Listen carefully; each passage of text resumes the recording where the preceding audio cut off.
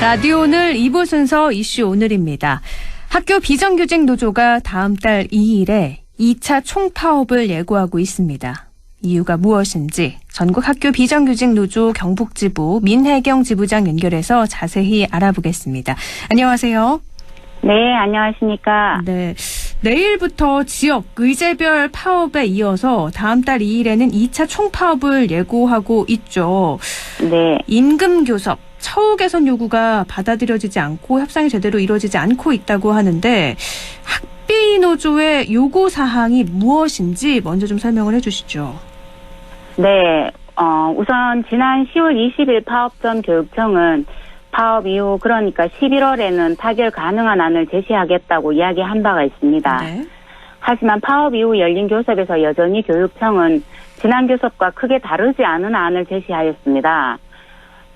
노동조합은 기본급 2.3%, 근속수당 급간 45,000원 및 단계적 상한을 폐지하자, 또 명절 휴가비를 100% 지급해달라, 요런 의견 등을 제시하고 있습니다. 네. 그리고 타결을 할 수 있도록 이전에보다도 요구안을 대폭 수정하였습니다. 하지만 교육청들은 기본급 27,000원, 근속수당 2,000원 인상, 명절 상여금 10만 원 인상안을 제시한 상황이고요. 네. 이는 공무직위원회 공고사항인 기본급 2.3% 인상안 및 복리후생수당 차별 해소에 크게 못 미치는 안입니다. 이런 안을 일방적으로 노동조합에 제출하고 앞으로 교섭장에서는 더 이상의 인상안은 없다고 못 박으면서 우리 학교 비정규직 노동자들을 무시하고 있는 상황입니다. 심지어 한 교섭위원은 교육청은 앞으로 영원히 안을 내지 않겠다라고 말하고 싶었던 것이다라고 이야기하면서 큰 파장을 빚기도 했습니다. 네. 지금 노동조합 측하고 교육청하고 제시한 안이 너무나도 큰 차이가 나요. 일단 기본급 2.3%가 아니라 교육청은 기본급 27,000원 이것만 해도 굉장한 차이인데요. 네. 국가인권위원회에서도 공무직 노동자의 임금 격차 해소를 권고하고 있다고 들었어요.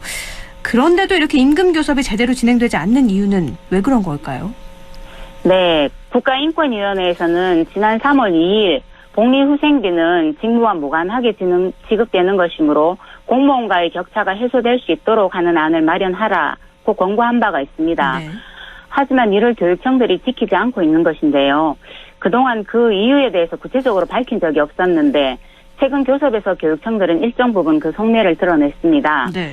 그 이유 중 하나가 공무직 임금 인상률이 공무원 임금 인상률보다 높기 때문에 조정이 필요하다. 라고 교섭에 참가한 교육청 교섭위원이 밝힌 것입니다. 네. 당연히 교섭에 참여한 노동조합 위원들의 반발이 거셌습니다. 저희는 공무원과 동일한 임금 지급을 이야기하는 것이 아닙니다.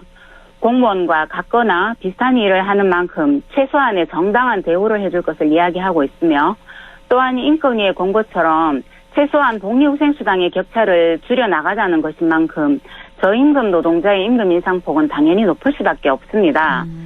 그런데 이런 이유로 공무직 임금 인상은 더 이상 할 수 없다라고 하며 공무원과의 차별을 줄여가야 할 교육청들이 오히려 차별을 조장하고 차별을 확대하는 발언을 한 것입니다. 그러니까 공무원 임금 인상률보다 공무직의 임금 인상률이 더 높아서 안 된다. 이런 네. 말이라고요. 네. 지난 8일에는 이 민혜경 지부장님을 포함해서 각 지역 대표님들이 삭발까지 하셨죠. 네. 그때 그 절박한 심정을 표현하신 것 같은데 그때 어떤 심정으로 이렇게 삭발까지 하신 건가요? 네. 굉장히 절박한 심정이었습니다. 누구도 삭발이 쉽지는 않습니다. 특히나 여성 노동자들이 많은 학비 노동자들이 삭발을 한다는 것은 그만큼 절박하기 때문인 것이지요. 하지만 그것을 넘어 학교 비정규직 노동자를 우롱한 교육청에 맞서 조합원들의 결심을 모으기 위해서 삭발을 진행하였습니다. 이렇게 모인 결심을 바탕으로 교육청들이 끝까지 제대로 안을 내지 않는다면 12월 2일부터 무기한 총파업에 들어갈 예정입니다. 무기한 총파업. 그때까지 안이 빨리 나와야 될 것 같은데요. 네. 임금도 임금이지만 학교 급식실의 인력 부족에 대한 대책이나 환경 개선 노력도 필요하다고요. 네. 지난 10일 교육청은 산업재해 예방을 위해서 학교에 3억여 원을 지원한다고 밝힌 바 있습니다. 지난 3월에 지원한 것에 이어서 추가로 지원한 것인데요.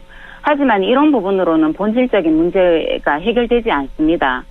학교 급식실의 산재 원인은 인력 부족으로 인한 고강도 노동 때문입니다. 실제 다른 공공기관의 급식실은 1인당 급식인 수가 50명당이며 최근 쟁점이 된 군부대의 경우도 7, 80명당 1명이었습니다. 네. 하지만 학교 급식실은 적게는 100명, 많게는 150명까지 1명이 담당하고 있는 상황입니다. 이런 상황이다 보니 산재 사고는 빈번할 수밖에 없고 근골격계 질환은 일상이 된 지 오래입니다. 제가 현재 경북교육청 산업안전보건위원회 근로자 대표이기도 합니다. 따라서 21년부터 운영 중인 산업안전보건위원회에서 끊임없이 인력 부족에 대한 대책을 이야기하고 있지만 여전히 경북교육청은 이에 대한 고민도 없고 대안 역시 제시하지 않고 있는 상황입니다. 그러면 이 학교 급식실 인력 부족에 대해서 경북교육청은 인력에 대한 얘기는 전혀 다른 안이 없었던 건가요? 네, 그렇습니다. 아, 그냥 학교에 얼마를 지원하겠다, 여기서 그쳤다는 말씀이신 거고요. 네. 학교 비정규직에 대한 처우 개선 잘 이루어지지 않고 있는 건데요. 네. 혹시 교육 예산이 좀 부족해서 그런 건 아닐까 싶기도 한데요. 그렇지는 않고요. 교육청의 예산은 오히려 넘쳐납니다.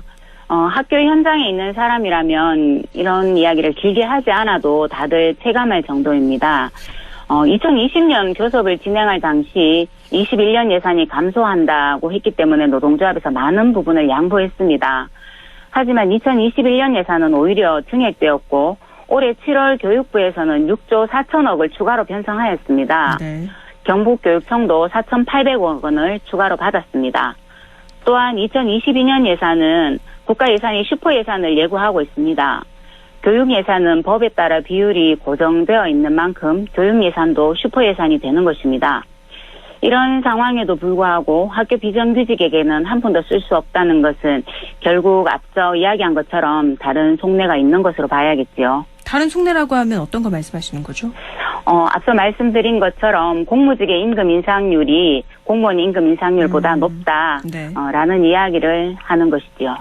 그 하나 때문에 학교 비정규직에 대한 처우는 더 이상 개선할 필요가 없다라는 게 교육청의 입장이라는 말씀이세요. 네, 그렇습니다. 근데 내일하고 모레 유치원 방과 후 전담사의 파업이 또 예고가 돼 있죠. 네. 유치원 방과 후 전담사 어떤 분들이고 이분들의 고충은 어떤 것들인가요? 네, 유아교육범 시행령 23조 3항에는 유치원의 담당 교사 외에 방과 후 과정을 담당할 교사를 1명 이상 둘 수 있게 되어 있습니다. 이 법에 따라서 방과 후 과정을 담당하기 위해서 교사를 대신해서 채용된 사람들이 유치원 방과 후 전담사들입니다. 네. 경북 유치원 방과 후 전담사들은 다른 지역과 비교하면 2중, 3중의 차별을 받고 있습니다. 다른 지역에 비해서 2중, 3중 처벌을 받고 있다. 어떤 건가요? 네, 우선은 기본급입니다. 학교 비정규직 노동자들의 기본급은 두 가지 유형이 있는데 교사 비교 직군에는 1유형의 기본급을, 공무원 비교 직군에는 2유형의 기본급을 지급하고 있고 두 유형 간 기본급의 차이는 20만 원입니다. 네. 경북 유치원 방과 후 전담사들은 교사 비교 직군임에도 불구하고 이 기준에 맞지 않게 2유형의 임금을 지급받고 있습니다. 이렇게 지급하는 곳은 경북을 포함하여 3곳밖에 되지 않습니다. 경북을 포함해 3곳만 이렇게 임금을 네. 차별을 받고 있다고요? 네네. 이건 왜 그런 거죠? 네. 경북은 다른 여러 가지 이유들을 들고 있는데, 네. 교사 비교 직군이라, 교사 자격증을, 가지고 있는 분을 채용했습니다. 그런데도 지금 2유형의 임금을 지급하고 있습니다. 불합리하게 이렇게 되고 있다. 알겠습니다. 네. 그 다른 차별은 어떤 것죠? 있죠? 네, 두 번째는 근무 시간입니다. 방과 후 과정을 담당하여 아이들을 담당하고 있지만 근무 시간은 4시간밖에 되지 않아서 실제 아이들을 만나기 위해서 준비하는 시간 또는 연수 시간, 행정 업무 등의 시간이 전혀 보장되고 있지 않습니다. 이런 일들은 퇴근하고 집에서 준비하고 있는데 이런 환경은 전국에서 경북이 유일합니다. 네. 알겠습니다. 또 마지막으로 전국에서 유일하게 방학 중 비근무자로 분류되어 있어서 방학 기간에는 아이들을 볼 수가 없습니다. 유치원은 방학에도 아이들이 등원을 합니다. 그렇게 타시도의 경우에는 방과 후 전담사들이 출근하여 아이들과 함께 하고 있습니다. 하지만 경북은 방과 후 전담사를 출근시키지 않고 담임교사들이 별도로 시간당 13,000원을 받으며 출근하여 아이들을 담당하고 있습니다. 4시간 저임금, 그것도 방학 기간에는 전국에서 유일하게 무급을 강요받고 있는 방과 후 전담사. 결국은 그 피해를 경북 유치원 원아들이 받고 있고 이것이 경북 유치원의 씁쓸한 현실인 것이죠. 경북 유치원 방과 후 전담사들의 차별에 대해서 이야기를 해주셨는데요. 네. 이 밖에도 19일에는 영어회화 전문 강사, 초등 돌봄 전담사가 파업이 예고가 돼 있고요. 23일에는 초등 스포츠 강사 파업이 또 예고가 돼 있어요. 이 네. 내용도 좀 알려주시죠. 네, 학교에 있는 이처럼 수많은 비정규직 노동자들이 있습니다. 그중 강사 직종들은 제대로 된 처우 개선도 되지 않은 채 지내왔으며 늘 고용 불안에 시달리고 있습니다. 그렇게 이번 교섭에서 특히나 슈퍼 예산을 예고하고 있는 22년에는 최소한의 처우 개선을 요구하고 있는 것인데 이마저도 교육청들은 묵묵부답으로 일관하고 있습니다. 이에 우리의 권리를 찾기 위한 파업을 하게 되는 것입니다. 또 초등 돌봄 전담사의 경우는 2020년 파업을 포함한 끈질기 투쟁으로 21년에 교육부로부터 돌봄 전담사의 상시 전일제 전환을 포함한 초등 돌봄 교실 운영 개선안을 끌어냈습니다. 이에 따라 교육청들과 적용 방안에 대해 협의를 하고 있지만 역시 이마저도 교육청들이 이행하지 않고 있어서 전국적으로 파업을 진행하게 되는 것입니다. 지금 다음 달 2일에 총파업이 예고된 상황에서 교육청은 안을 제시하지 않고 있어요. 그래서 총파업이 현실이 되지 않을까 싶기도 한데 맞벌이 학부모님들의 지금 걱정이 이만저만이 아니거든요. 네. 지난 파업에서도 그랬듯이 급식 돌봄 공백이 발생을 할 걸로 보이잖아요. 그런 네, 우려에 그렇습니다. 대해서는 어떻게 생각하세요? 네, 이런 우려들에 대해서 저희도 잘 알고 있습니다. 또한 저희도 아이들 때문에 파업을 결정하기가 쉽지는 않습니다. 하지만 분명한 것은 저희도 파업만은 피해보고자 수정안을 제시하고 또 수차례 협의를 진행하는 등의 노력을 끊임없이 하고 있다는 것입니다. 하지만 이런 노력에 돌아온 것은 교육청들의 무시와 외면이었습니다. 그렇게 삭발을 하고 파업을 결정한 것입니다. 따라서 학교 비정규직 노동자들의 파업과 그에 따른 여러 가지 문제의 책임은 교육청들에 있으니 분명해졌습니다. 여러분들의 불편함이 학교 비정규직 노동자들의 권리를 지켜주는 일이라 생각하시고 우려를 넘어서 학부모님들이 이번 교섭이 원만하게 타결될 수 있도록 함께 응원해 주시면 감사하겠습니다. 네, 다음 달 2일 총파업까지는 가지 않기를 모두가 바라는 마음일 텐데요.